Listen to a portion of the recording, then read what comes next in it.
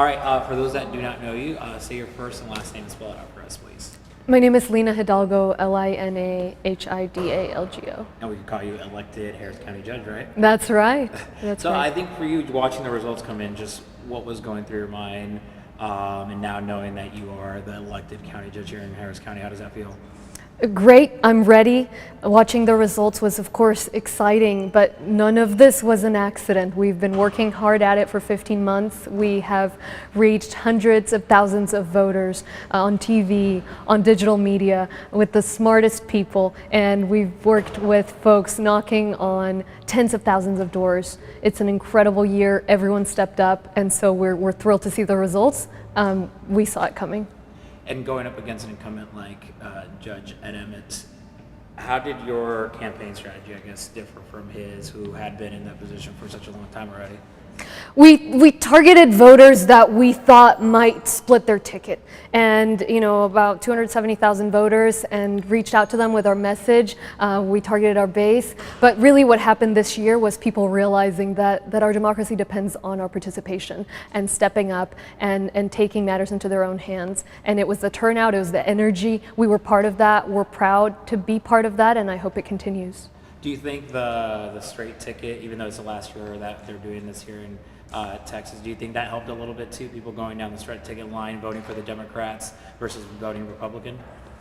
But we campaigned for the straight ticket. People voted not for a straight ticket, but for the candidates that they knew were on there. And we've spent months reaching out to each of those voters, explaining to them that we had an incredible ticket that represented their values. And that is why we had record numbers of people turning out and voting for all of us. That was the work that we did. Very cool. So I think for those that do not know who Lina Hidalgo is, explain who you are, your background, kind of this gives a chance for our viewers to get to know you now that you are going to represent them as county judge here in Harris County. I'm one of the women, like thousands of women across the country. I decided about 15 months ago that I was going to step up, that sometimes you can't just wait for things to happen, you have to do them yourself. So I was doing my master's in public policy at Harvard. Before then, I've always been an advocate, worked outside the system on criminal justice reform, on healthcare access, on international human rights. And I, like many people, many voters, many volunteers, first-time volunteers, it was my time to step up and run. I never thought I'd work in politics. I never thought I'd run for office, and I'm so proud and honored to have the support of our community and ready to get to work for everyone. 15 months ago, was there something that inspired that though? Was there something that made you consider a path in politics? Of course, it was the 2016 elections, and we had two 500-year floods in 2 years by then, by the time I decided to do this. But for me, it was the elections. It was the sense that our country was feeling divided, and many of us were galvanized by that. And I hope that this year is remembered as the year in which people saw our democracy in threat, saw maybe people not participating as much as they should be, and decided to step up and to be a part of it and recognize that our democracy depends on our participation. And you come from a very diverse background. You immigrated here, I believe, in 2005. You're from Colombia. You grew up in, I believe, Peru and Mexico. How does your background, I guess, help you in this new position here, especially since Harris County is so diverse? We're the most diverse county in the country, larger than 26 states in population, and my main goal is to make county government work for everyone, and that is everyone. We're all in it together. When there's a flood, we're all in it together. We have much more that unite us than divide us, as folks say, and there is nothing strong enough, not where you're born, not what party you voted for, not what you look like. That's what I want to work for a county government that works for all of our community, and to keep that strength and that resilience that makes us so strong. Very cool. And I think for you, when it comes to being the first Latina ever to hold this position, for you, what does that mean for you, and what would the representation be across residents in Harris County? More than that, it's just the participation. I think I'm part of this energy, part of this decision that we need to be and have a voice in our government. And that means everyone, people from all races, people from all backgrounds stepped up, and I'm part of that, and I'm proud to take those voices into government. When it comes to, I guess, a lot of people who support Judge Emmett were shocked by the outcome of the election. Some have maybe cast a doubt on your work experience. You are 27, so you're on the younger side as well. Is there a response to people that doubt your expertise in this kind of position, since you have never ran for office and have never held a position like this before? What I heard most often visiting all our communities, talking to people, even as they voted, is the experience we've had so far hasn't been working for Harris County. We can do a lot better. And of course, no newly elected official has experience in that position. I'm not unique in that. I've got the moral compass. I've worked with people for whom the mental health care is the Harris County Jail, for people for whom their health care is our public hospital. I've been here for our 500-year floods, and I know what needs to change. I'm surrounding myself with the smartest people and getting ready to build a government that truly reflects the values of our community. How do you plan on working with people across the aisle, since what inspired you was the 2016 election and the outcome of that?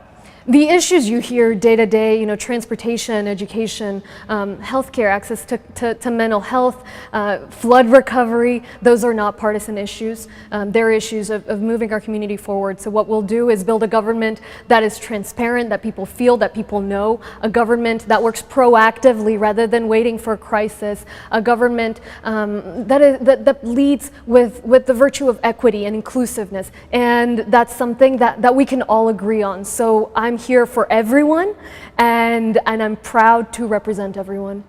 And now a little more specific into what you plan on doing. When it comes to flooding, you've mentioned that a little bit on your website. You mentioned flooding being a big problem. I guess in your opinion, what has been the problem and how do we fix it? You were saying that for the past 500-year floods that we've experienced, nothing was done leading up to that. How do we fix that problem? Or what is the problem, first of all? First thing, stop making the problem worse. We have to grow, but we have to grow smart. And the county has the regulatory authority to enforce some of that. We just need to enforce it. We need to make sure that we're using the best science, that we're including climate change in our calculations. If we know people are living right next to a reservoir, tell them, it's not a park, it's a reservoir. If we know people are in danger, proactively make sure that they know where they are. And then all the money coming in for Harvey recovery, I will fight to make sure that it's spent as transparently as possible, because you can't hold your government accountable if you don't know it's there. We can't hold government accountable on how it spends its money if it's not truly open to the community.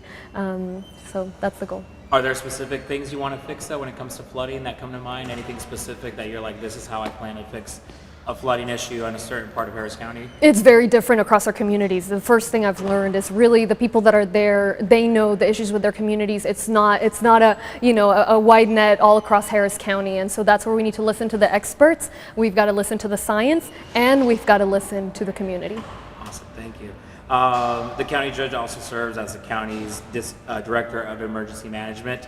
Obviously, we experienced Harvey last year, and we saw the devastation that it caused all across. So when it comes to, future disasters, are you ready to tackle that aspect of the job when it comes to being sworn in and say the next day a Harvey hits? How do you go about tackling that position, or at least that element of your position? Of course, even right now we're working on building a stellar staff, of course, to be ready to protect our community, surrounding ourselves with the best experts, making sure that we're listening to them, making sure that we think ahead about issues. If we know we flood, make sure we've got boats. But yes, we've got an incredible system, and we'll continue to improve on it, and we'll make sure that people know that they're safe. Other things, Judge Emmett helped the county during Harvey, and he was a big proponent of the flood control bond that passed in August, the $2.5 billion one. Do you plan to make any changes to that bond when it comes to where the money's going, or how that is dissected across the country, across the county when it comes to that bond? Fundamentally, we have to make sure that as we recover from the last flood and we prepare for the next one, that we're doing so equitably. So, the project list is not binding. Making sure that the decisions of where the money goes, why and where it goes first, are made hand in hand with the community. That's what I want to fight for. So big proponent of talking to, your constituents, and then figuring out what specifically they need. Is that what you mean? What specifically they need, and making sure that we're making the smartest decisions. We've got $125 billion in losses, $2.5 billion bond with matches, maybe $10 billion. We have to spend it as smart as we possibly can. There's no other option. Very cool.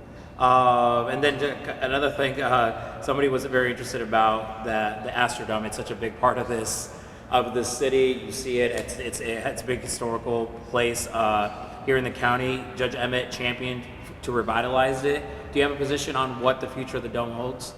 Yes, I'll be continuing to meet with folks that are leading that effort. Again, it's about transparency, about if we're preserving this historical building, and making sure that all our community is involved in it and enjoying it. But I know people that have been working on this for a very long time, and I look forward to listening to all of their thoughts. Any specific opinions from you, though? Do you want to see it be brought to life? Would you just want to see it be done away with? What's your thoughts? It's already being brought to life. The question is what we're doing with it. Okay. And immigration is a polarizing topic all across the state, but when it comes to where you stand, I guess, on the issue, we've heard about detention centers being housed here in Harris County, Houston, regarding border and the separation of children. What's your stand, especially since you did immigrate to this country back in 2005? We clearly don't have an adequate immigration policy, and while we come up with one, we shouldn't be tearing kids away from their schools. We shouldn't be tearing people away from their jobs, especially as we rebuild. So making sure that we're looking out for our community. On the question of detention centers, we're the most diverse county. We're 25% immigrant. These kids, we need to make sure that we're not being complicit with policies that we disagree with. Very cool. And I think, are you kind of one of the final questions is, are you ready to tackle this position once you're sworn in?